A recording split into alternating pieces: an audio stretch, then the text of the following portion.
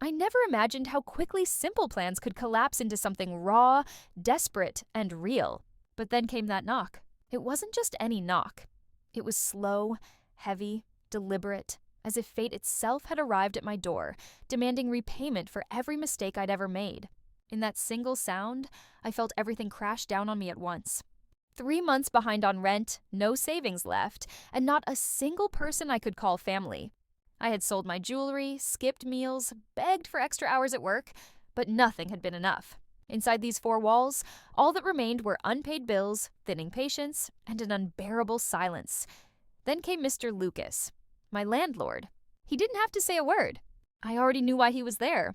His presence alone carried a kind of weight that filled the room. When I opened the door, robe loosely tied, half awake, his eyes moved over me slowly, speaking volumes without sound. "Eva," he finally said, his voice calm yet firm. "You're 3 months late." I pulled my robe tighter, the thin fabric suddenly feeling useless. My throat went dry. "I know," I whispered. I just need a little more time." But instead of responding, he stepped inside without permission. The door closed behind him with a quiet click that thundered in my chest. The air grew heavy, charged, like every second that passed carried a consequence I wasn't ready to face. He looked at me for a long moment, as though weighing not just my words, but me. Then, almost under his breath, he murmured, "It's a shame. A woman like you struggling." Something inside me went cold. I didn't know whether to scream, shove him out, or fall to my knees and plead. His words hung in the air, twisting into something darker, unspoken. "What do you mean?" I asked, though deep down, I already knew. He took another step closer.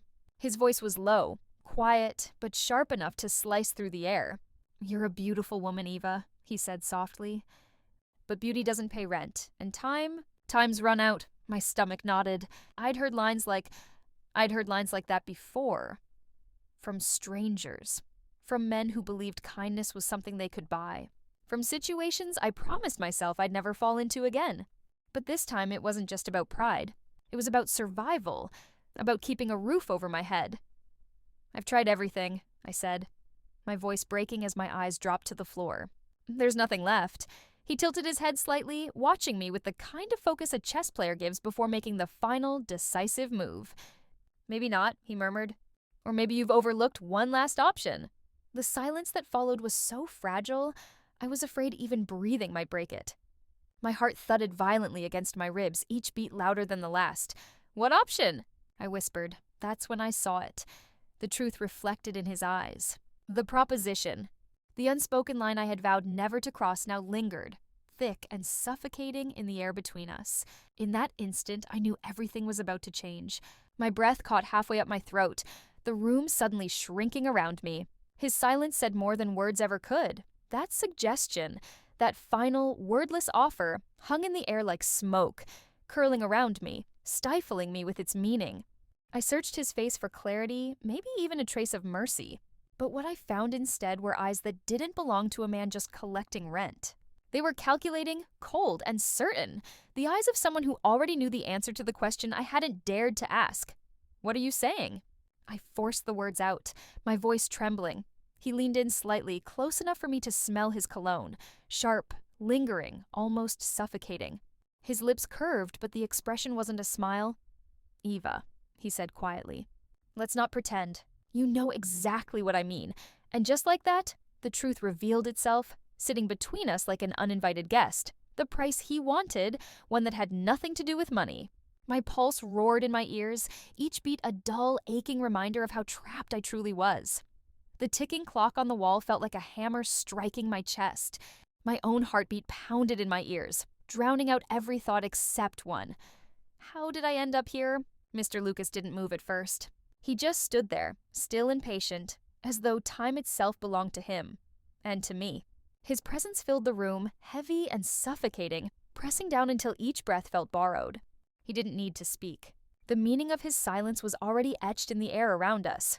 Then, finally, he leaned closer, lowering his voice to something almost gentle. "You're stronger than this place, Eva, but strength doesn't pay the rent. Sometimes surviving means making choices we never thought we would." His words slid into me like a blade wrapped in silk. Soft on the surface, but cutting all the same. And deep down, I knew he wanted me to believe he was right. I turned away from him, staring at the chipped paint on the wall. The shadows stretched long across the floor. My apartment had never felt smaller, as if even the walls were holding their breath, waiting to see what I'd do next. Memories flashed through my mind. The nights I'd gone without dinner to save a few dollars. The shame of pawning my mother's ring. The cold expression on my manager's face when he told me there were no more shifts. Each memory weighed me down, heavy as stones in my pockets. "I can't," I whispered, the words trembling out more to myself than to him. But Mr. Lucas only shook his head slowly, like a teacher correcting a child who hadn't yet learned her lesson. "You can," he said quietly. "You just don't want to admit it." The room seemed to close in around me. My chest tightened as I wrapped my arms around myself, seeking comfort that wouldn't come. Instead of safety, all I felt was confinement. Every part of me screamed to resist, to hold on to whatever fragments of dignity I had left. But then for a fleeting moment, my mind drifted backward, to easier days, to mornings when my biggest decision was which coffee mug to use or which bus would get me to work on time. I remembered laughter shared with coworkers, buying small, useless things just because I could, making weekend plans that felt endless. That version of life seemed like it belonged to someone else now, someone who still believed in stability. All that remained for me was survival, and I was beginning to understand that survival always came with a price. Tears burned behind my eyes, but I forced them back. I refused to let him see me break, refused to show him just how much control he already had simply by standing there. Mr. Lucas watched me in silence. His stillness was unnerving, the kind of quiet that comes from a man certain of the ending before the story's even done. He wasn't waiting for an answer. He was waiting for acceptance. "Think about it, Ava," he said finally. His tone was gentle, almost comforting, but beneath it ran a cold certainty. "You've run out of options. I'm offering you a way out. A way out." Those words echoed inside me long after he spoke them. They sounded merciful, maybe even kind, but I knew better. They weren't an escape. They were a deal, a trade that would cost me something I wasn't sure I could ever reclaim. I turned toward the window. Outside, the city carried on, cars rushing past, people walking with purpose, lights flickering as dusk settled in. The world didn't care about my struggle. No one was coming to rescue me. And in that crushing silence, I understood the most frightening truth of all. He was right. No one else would ever know. No one else would have to.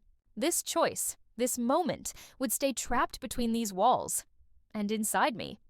But even as that realization took root, a question carved its way through my chest like a blade.